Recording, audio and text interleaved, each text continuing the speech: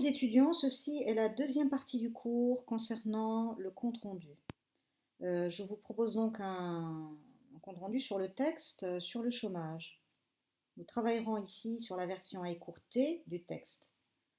Le document PDF est donc juste en dessous de cet enregistrement. Vous pouvez le télécharger et l'imprimer si vous avez une imprimante ou alors le travailler sur écran.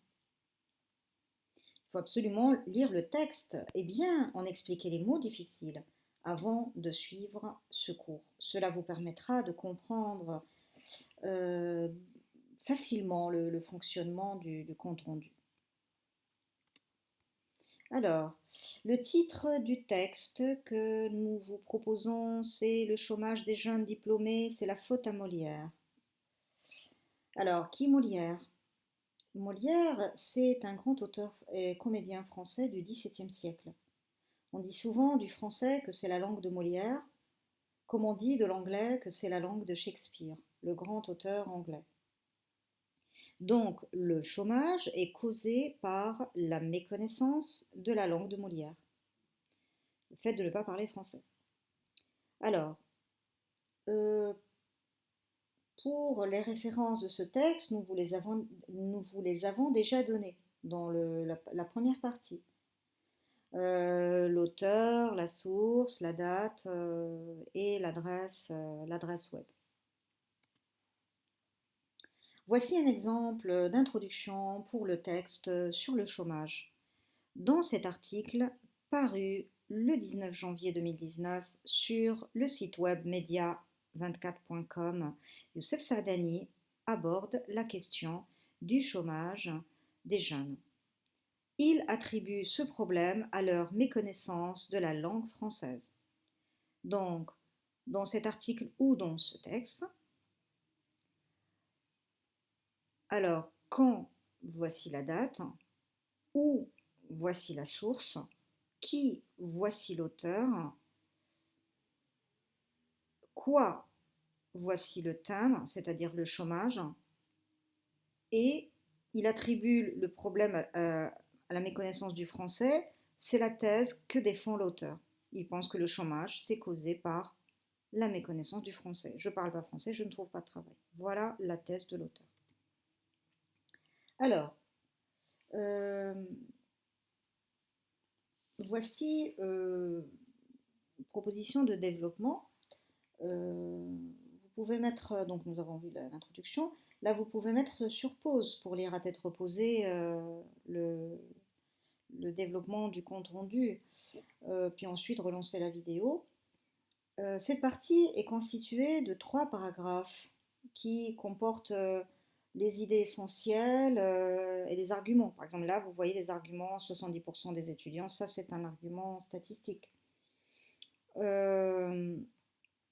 Vous avez aucune idée n'est annoncée directement. On part toujours après avoir expliqué que c'est l'idée de l'auteur. L'économiste explique, Saadani fait des constats, il prône la démocratisation, etc.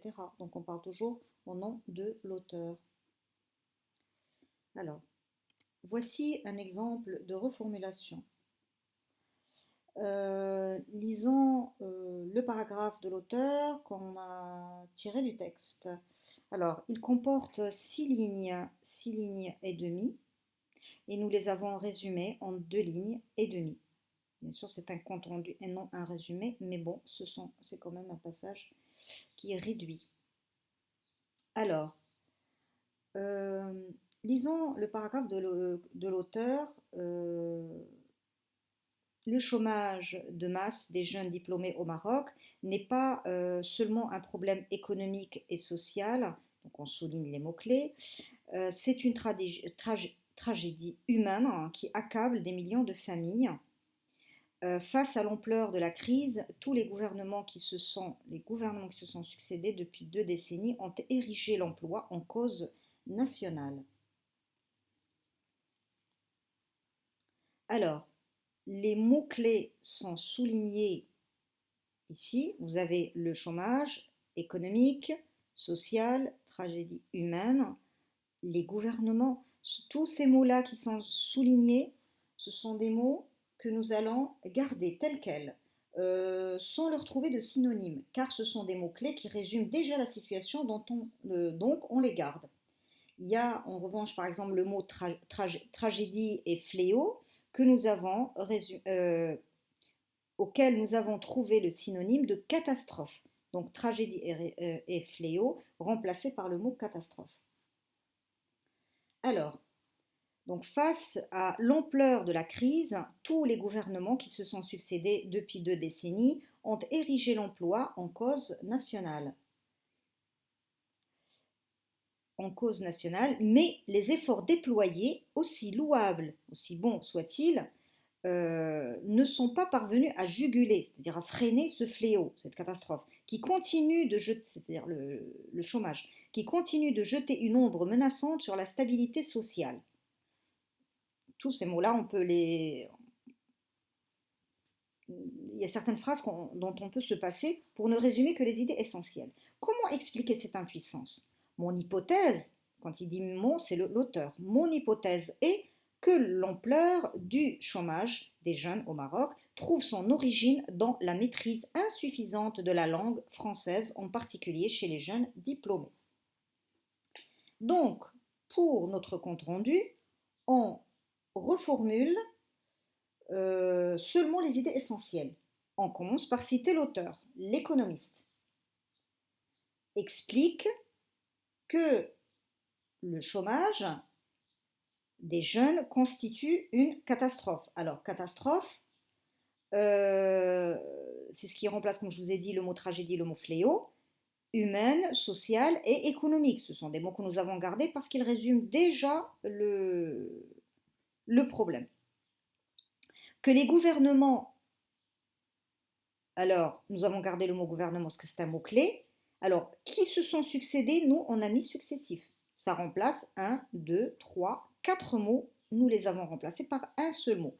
Qui ont essayé, alors ici il met juguler, nous on met le synonyme endiguer, qui veut dire freiner. Alors ne sont pas parvenus, n'ont pas réussi, on les a remplacés par en vain, qui veut dire sans résultat.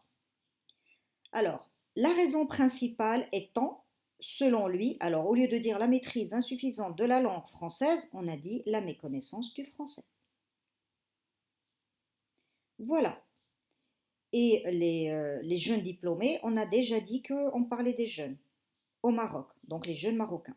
Voilà. Voilà une manière de résumer de façon très courte et en divisant le nombre de mots par 3. Voici donc le compte rendu complet. Je vous invite à le lire et à le comparer avec le texte de la version raccourcie que nous vous mettons en bas de cette vidéo. Vous devez travailler avec les 2 textes, l'original et la proposition du compte rendu, pour comparer, pour voir comment ça se passe. Essayez de faire le même exercice sur d'autres textes de votre choix. Et nous sommes là pour vous conseiller, vous corriger vos textes. Envoyez-les nous par message privé ou par mail, mais sur un document Word, et non pas en photo. Nous nous ferons un plaisir de vous aider. Merci pour votre attention.